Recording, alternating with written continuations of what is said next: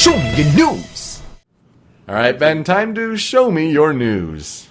Like many games in kind of recent past, Kickstarter for a game called Bloodstained Ritual of the Night. And I believe, did it like set the record for how fast it got funded? Like, I don't think it was for how fast. I think that was, they hit the 500,000 that they were looking for, I think, in about 3 hours or so. Something like that. I think Ukulele might have been faster. But Yeah, it was. Yeah, but it's just kind of another game in that trend of Mighty Number 9, Ukulele, and now this of developers using Kickstarter to kind of just get to make the games they want to. Mm-hmm. And this is Koji Igarashi of the Castlevania Legacy, as he calls it. Was he not allowed to make another Castlevania game, or was he just dissatisfied with like the PS3 ones that have been coming out in the last few years? I would assume he was dissatisfied because, like, Lords of Shadow is not really the type of Castlevania game that people have wanted for years, especially Konami-wise, which we'll get into that later. Oh my gosh. They'll probably never let him make the Castlevania game he wanted to make in the first place. With that branding, at least. Right. Yeah. Because he's the one behind Symphony of the Night, and then all of the other Metroidvania-style games since then, because there are a lot of them on, GBA and DS and all that. So this is kind of continuing that legacy. But what this is him getting the funding for just kind of a return to the games that he really was passionate about making. As he calls it, an Igavania is a gothic exploration-focused action platformer, and he considers himself one of the godfathers of the genre, which I'd agree with. That's pretty good. It's basically, I want to make Castlevania, but I can't call it that, so we won't call it that, but I'm going to make Castlevania. Just like we want to make Ukulele. We can't call it Banjo-Kazooie. But, we're used to different things. Yeah. And that's becoming a big trend on Kickstarter. And I'm really glad it is. I know some people are like, oh, I can't. Kickstarter's supposed to be for risky projects that are like new. And well, right now for these people, this is a risky project. It's not new, but like they enjoyed what they did and they haven't gotten to do it because AAA development is terrible right now. Yeah. It has been for a while. Yeah. But people just ate this up. Quickly funded. The concept art looks great. It's 2D, which I think he's happy to be back going back to a 2D kind of Vania game. But yeah, are either of you guys going to be backing it? I've been thinking about backing it. I've never actually played a Castlevania game besides Castlevania 64, and that's a very poor choice to play That is. in the Castlevania background. I'm just Looking actually having at a look. Clay. It was so bad. I Our played it friend- when I was a kid. Our friend Clay is a massive fan of Castlevania 64. Like, Really? Oh, yeah. He's the biggest fan I've ever met. Jeez. Only fan I've ever met of that game. Yeah. I'm just having a look through, all the different rewards and things you can have. And I love the reward you can get for pledging $1,000, which is Play a Hater, which is write a short message for David Hayter, the famed director, writer, and actor.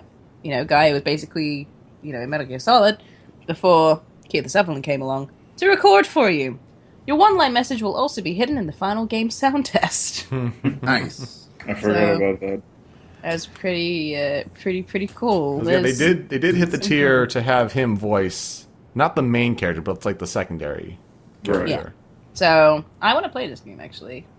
It does look pretty fun. Yeah. See, I've never, I started playing Aria of Sorrow the other day, and I can't get into them. Oh, God. I tried playing Symphony of the Night at one point, too, and it's not bad. I'm not saying that it's bad. I'm just saying, I'm not into it.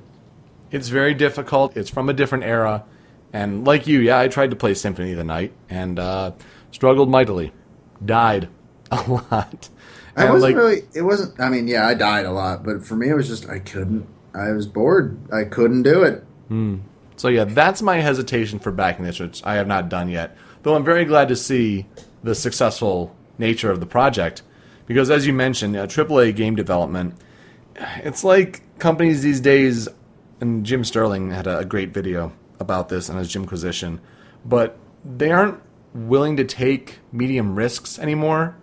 I mean, Sega had Alien Isolation, and that sold 2.1 million copies, where they didn't do much marketing for it. It's coming off of Aliens Colonial Marines, which was just a travesty.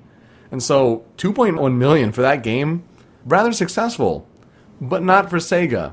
Yeah, they called that a consider it failure. And that's ridiculous. So, like, these middle-level games, like, a lot of these big publishers, they are unwilling to make some money because they're wanting to find the next big Call of Duty smash hit. They want to make all the money.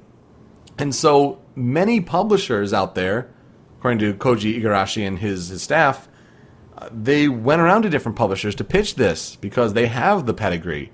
And they're like, no, oh, sorry, not going to greenlight your game. Though the interesting thing with this, as opposed to Yooka-Laylee, is if they met the $500,000, they do have a publisher partner already in the works, which is They just different. basically want to see them get the money first. Exactly. They want to see the demand there first before they back further. And now they're past $2.6 million out of the initial $500,000, which is remarkable, with 19 days still left to go as of this recording.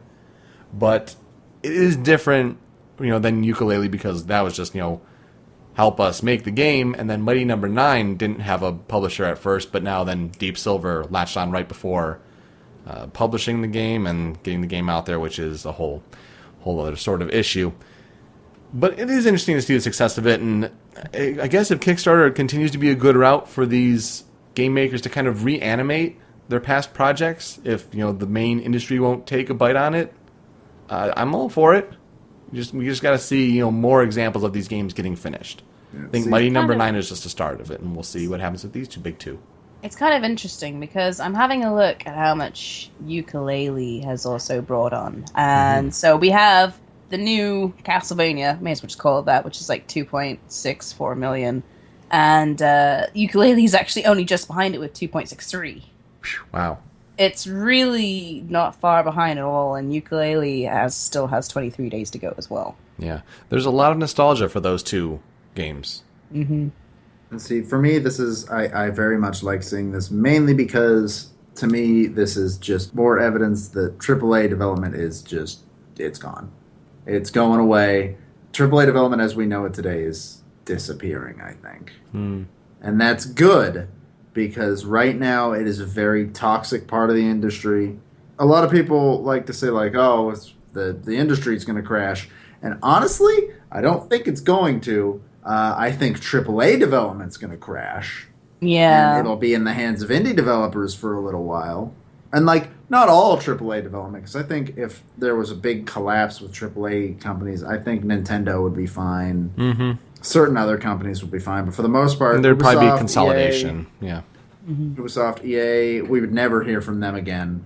Konami would just move on to their other stuff. Which they're already doing. Yeah, they're already doing right now, so, they're well poised for this. I think... They think mobile games are the future.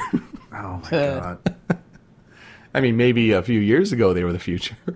Yeah, people have been saying mobile games are the future for years. You can't just say it now and assume it's right. I like that this is happening. I want the AAA section of our industry to just sort of go away. Or at least just get a massive perspective shift. That's the problem. I feel like they have to have a collapse before they can do that. It's gonna be like the original industry crash where people like Atari were like, we don't need to make good games. They'll just take whatever the fuck we give them, and they'll happily take it. And then that didn't work. I think there are some games people who are in those big publishers that care about games and focus on them, but it's a lot of business people in games, which and they're the they ones don't in charge, and that's the problem. Yeah, and they don't necessarily understand. Then they're answering to big shareholders who they don't care about games; they just care about making money. Yeah.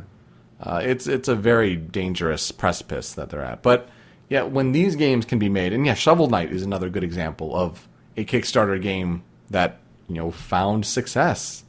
Yeah. I mean, if we get more of those, it shows a promising future for not only just indie games in general, but the crowdfunded ones as well. And gosh, you got to think of whenever Kojima is going to be leaving Konami. I mean, is he going to take this route? Or is he going to be snapped up by a big publisher? I mean, if he goes this route, are you going to make a Metal Gear Solid that's not Metal Gear Solid? Just that goes back I to don't- like the fundamentals of stealth. I don't think he I would. want them to do that with Silent Hills. Here's the thing. I don't. That's what I was gonna say. I don't think he's gonna go back to Metal Gear Solid because he's been done with Metal Gear Solid for a while. So they just done. wouldn't let him be done. Yeah. And so I feel like if he does go this route with any game, it's gonna be Silent Hill. That's not Silent Hill. Mm-hmm. And I think that's the route we're gonna see I back. want it. Yeah, partner up with Guillermo del Toro, even though usually his name attached to game projects has never worked out well.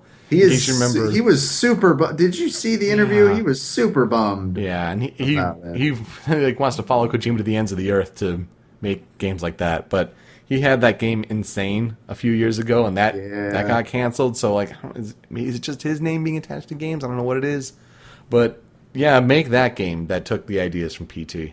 Yes, please do. See, if you're a big fan of Castlevania, or if you're looking to try out Koji Igarashi's next project, let us know. Leave us a comment.